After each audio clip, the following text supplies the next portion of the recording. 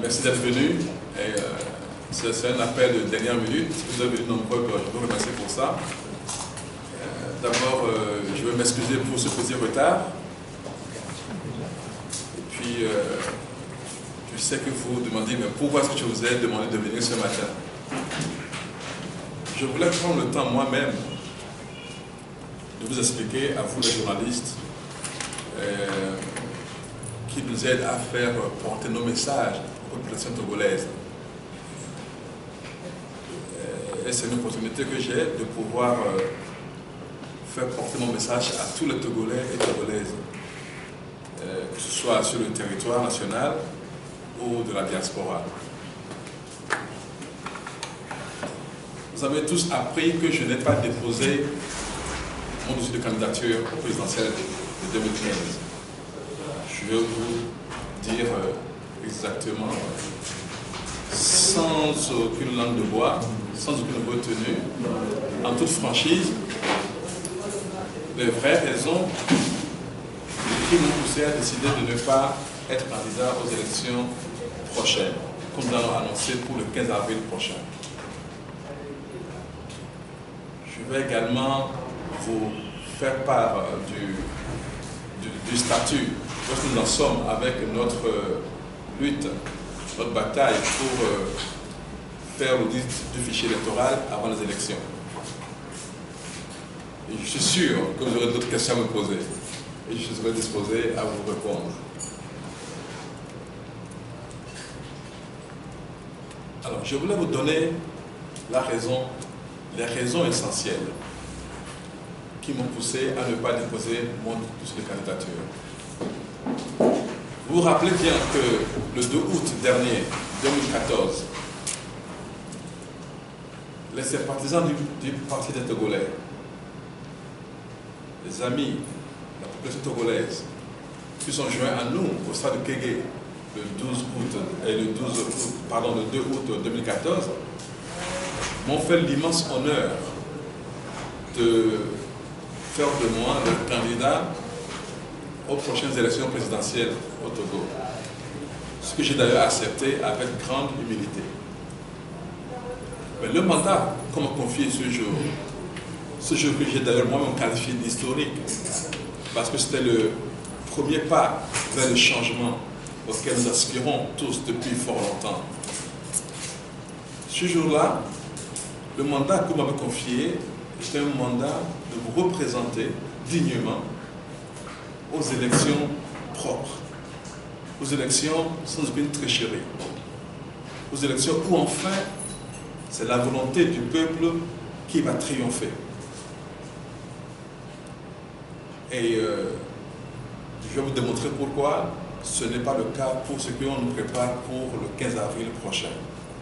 Et donc vous ne m'avez pas donné mandat pour participer à une parodie d'élection, vous m'avez donné mandat pour vous représenter valablement lors d'un scrutin totalement transparent. Alors, quels sont les critères qui ont fait que le 15 avril prochain ne nous amène pas vers des élections propres, au contraire, nous met en danger? Premièrement, comme vous le savez, l'article 60 du Code électoral, qui vient de la section 4, qui stipule qu'on doit faire le contrôle des inscriptions sur cette liste électorale, donne le droit à tous les partis politiques légalement constitués au Togo et au ministère de l'administration du territoire le droit d'accès au fichier au même titre que la CENI. Et c'est ce que nous avons demandé à la CENI, et la CENI a délibérément refusé de nous donner accès à ce fichier électoral. Je reviendrai là-dessus tout à l'heure. Ça, c'est le premier point. Le deuxième point, c'est que la loi dit ceci. La CENI, qui connaît son chronogramme, qui fait le travail, qui est indépendant, et doit proposer une date pour les élections, et le gouvernement doit le transformer en décret. Nous avons tous assisté au fait que la CENI a proposé une date et le gouvernement, de manière unilatérale, en a décidé d'une autre date. C'est encore illégal. Troisième point, on convoque un corps électoral qui n'est pas constitué. En principe, une fois qu'on a fini les inscriptions, on devrait venir consolider toutes ces listes pour en faire une seule, afficher ces listes-là pendant un certain temps pour que les populations puissent venir faire des réclamations. Une fois que la liste la liste finale est établie, en ce moment-là, on connaît le corps électoral et on peut le convoquer. Ceci n'a pas été le cas. Donc cette convocation est aussi illégale. Donc voici les différentes raisons pour lesquelles, si nous déposions notre dossier de candidature, nous participons à un mécanisme illégal. Parce que tout ce qui s'est fait pour en arriver là ne répond à aucune des lois du Togo, de notre République. Et pire encore, lorsque on donnait le dossier, le rapport de la CBJR au président sortant, il a dit ceci, et je cite, « Si nous ne faisons pas et n'appliquons pas ces recommandations, qui, je rappelle en deux mots, demandent qu'on applique ce qu'on a fait, les accords de la PG, c'est-à-dire il faut faire des réformes, faire le du fichier électoral. Si on ne fait pas ces deux actions importantes, nous risquons de revoir encore nos vieux démons. » Et il a ajouté ceci, plus jamais ça. Il a dit ça en faisant référence à ce qui s'est malheureusement passé dans notre pays en 2005, où vous savez, des centaines et des centaines de Togolais ont fait un sacrifice ultime pour notre pays. Alors, si le président sortant lui-même annonce une violence possible, moi je ne peux pas m'inscrire dans cela. Moi je veux toujours qu'on nous donne une chance à la paix. Alors pour étayer son refus de nous donner accès au fichier électoral, d'abord la CENI nous dit ceci, je cite, « Pourquoi vous ne vous contentez pas du fichier PDF comme font les autres ?» Je vais vous expliquer pourquoi est-ce que le PDF ne nous convient pas. Premièrement, la loi dit ceci, nous devons avoir accès au fichier, c'est-à-dire l'original, et ne faire prendre une copie. Parce que le législateur, en disant cela, ne veut pas que, justement, que les copies d'informations concernant les Togolais se retrouvent ailleurs qu'à la CENI. Donc, nous devons avoir accès à ce fichier. Quand on prend le fichier PDF, il y a beaucoup d'informations qui manquent. Nous n'avons pas, par exemple, les informations biométriques. Nous avons la photo, c'est vrai. Mais imaginons aujourd'hui qu'une personne qui s'appelle prénom, nom, avec des empreintes digitales, une photo. Si la même personne vient avec le même prénom et le même nom, ou bien même si on a inversé le prénom et le nom, eh bien, on a comment le savoir si c'est la même personne, surtout si on n'a pas d'informations sur les empreintes digitales.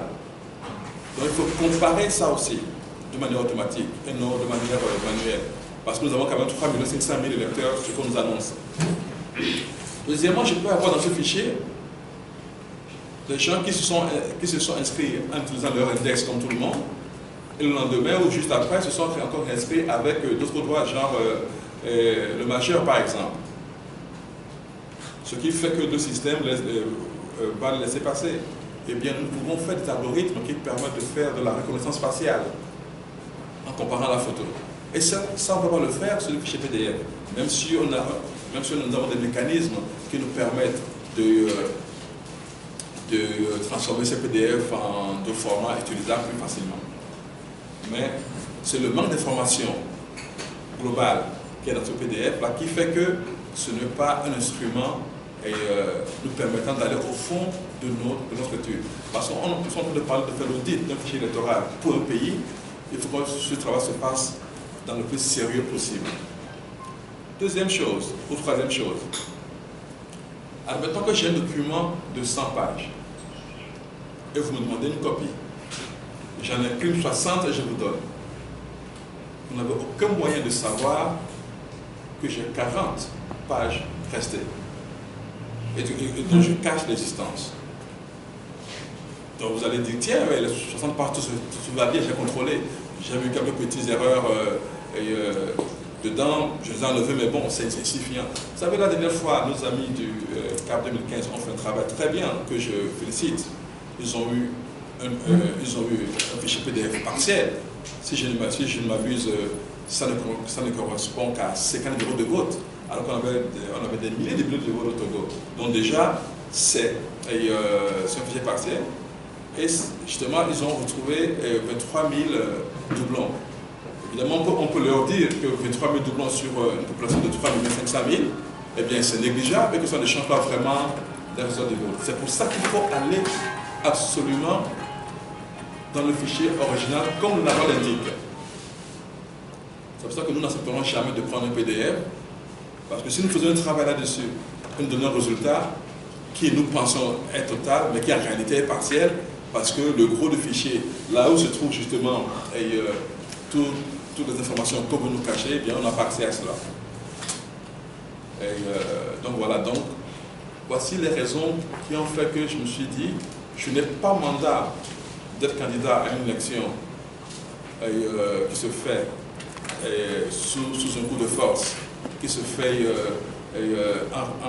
en bafouant toutes les lois de la République, donc qui finalement est une élection illégale, pour ne pas dire une parodie d'élection. On m'a donné mandat d'amener la voix des candidats, des partisans du Parti des Togolais vers des élections propres et transparentes, qui surtout vont garantir la paix sociale post-électorale. Nous ne voulons plus vivre ce que nous avons vécu aux élections passées au Togo. Donc voici les raisons qui m'ont poussé à ne pas déposer ma candidature. Pour autant, je ne suis pas en train de faire un boycott, parce qu'on ne boycotte que les élections réelles.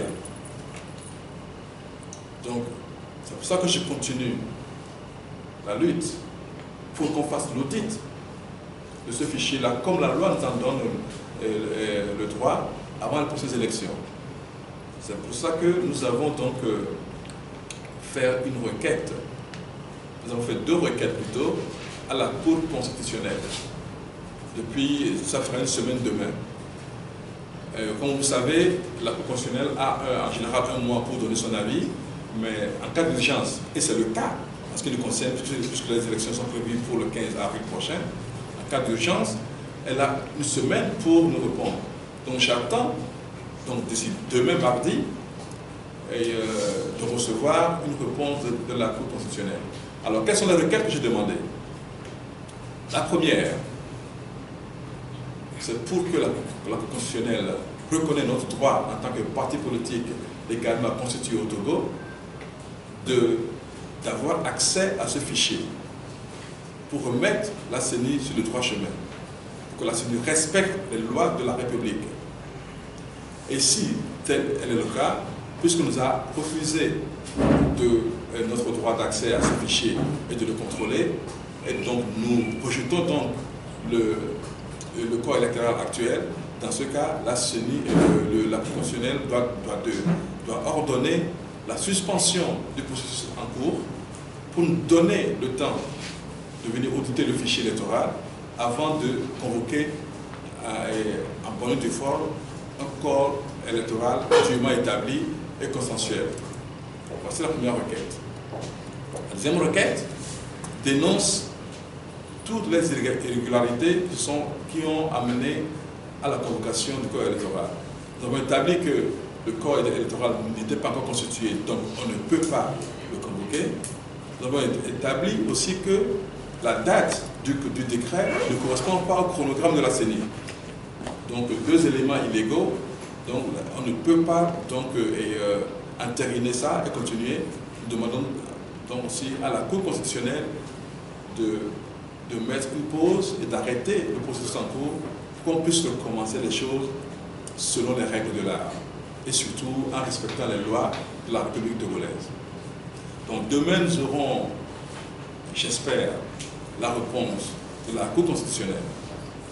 Si demain nous n'avons pas ces réponses-là, et bien notre prochaine action, c'est de, comme la loi nous l'autorise, c'est de saisir la Cour de la CEDEAO, c'est de saisir l'Union africaine, c'est de saisir les organisations comme la francophonie, l'Union européenne, les États-Unis, l'Allemagne, la France, pour leur dire, et évidemment tous les pays de la CEDEAO, évidemment, pour apporter à leur connaissance ce qui se passe au Togo, et surtout pour leur demander de nous aider à régler ce problème-là, pour éviter que nous ayons encore des violences post-électorales et si le gouvernement persiste à aller à nous tomber droit dans le mur. Donc voici nos prochaines actions. Donc tout dépendra de la réponse que nous aurons ou non demain de la Cour constitutionnelle. Mais j'en profite pour lancer un appel à la Cour constitutionnelle. Vous avez la lourde responsabilité de ce qui va se passer au Togo dans les semaines qui viennent. Vous devez montrer votre indépendance. Vous êtes la plus grande autorité judiciaire au Togo. Vous avez le devoir de dire le droit et de respecter les lois de la République. Et je compte sur votre indépendance. Demain, donner raison au droit, donner raison à la loi togolaise et faisons les choses bien pour notre pays. Mettons toujours en avant l'intérêt supérieur de la nation togolaise, qui doit être au-dessus de nous tous, de nos intérêts privés. Donc voilà le premier point que je voulais, les deux points que je voulais discuter avec vous. Pourquoi est-ce que je n'ai pas déposé ma candidature? Et je vous ai fait le point sur la lutte que nous continuons. Vous avez remarqué, depuis je n'ai de cesse, moi-même ou mes collaborateurs, d'aller sur les médias, de discuter, de continuer à discuter avec la population pour montrer que ce n'est pas un désengagement, ce n'est pas un boycott. Au contraire, nous sommes de plus en plus déterminés à continuer la lutte jusqu'au bout, jusqu'à la victoire finale. Et le peuple togolais aura raison très vite et très bientôt. Maintenant, je suis sûr que vous avez des questions pour moi. Et je suis